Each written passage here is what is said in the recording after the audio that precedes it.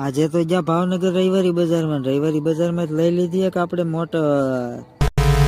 તો જય શ્રી રામ અને જય માતાજી. અમારા મિની બ્લોગમાં તમારું સ્વાગત છે. આજે તો રવિવાર એટલે આપણે જવાનું છે રવિવારી બજારમાં રખડવા.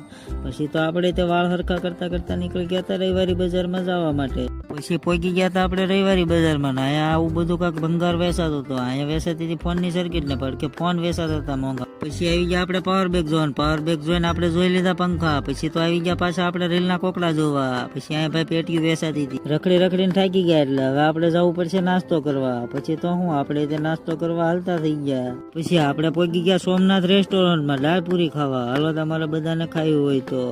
નાસ્તો કરીને આવી ગયા પાછા આપણે રવિવારી બજારમાં રખડવા આવ્યા ને અહીંયા જોવા મળી ગયો આપણને રેડિયો. પછી તો આપણને જોવા મળી ગઈ લેઝર લાઇટ નવી હતી ઓ ભાઈ. પછી તો આપણને ઘણા બધા ફોન જોવા મળી ગયા. આપણે એક લઈ લીધી હતી મોટર રિમોટ વાળી હતી. પછી આપણે નીકળી ગયા હતા મોચી બજાર તરફ કારણ કે આપણે લેવાની હતી એક મોજડી. પછી તો પહોંચી ગયા હતા આપણે દુકાને, પણ દુકાને આપણને એક મોજડી પસંદ ના આવી. તો આપણે નીકળી ગયા હતા ઘર બાજુ કારણ કે આપણને મોજડી પસંદ નહોતી આવી. પછી આપણે જતા હતા ઘરે એટલે રસ્તામાં એક આવે છે દિવેલિયા વાળા મામાદેવનું મંદિર.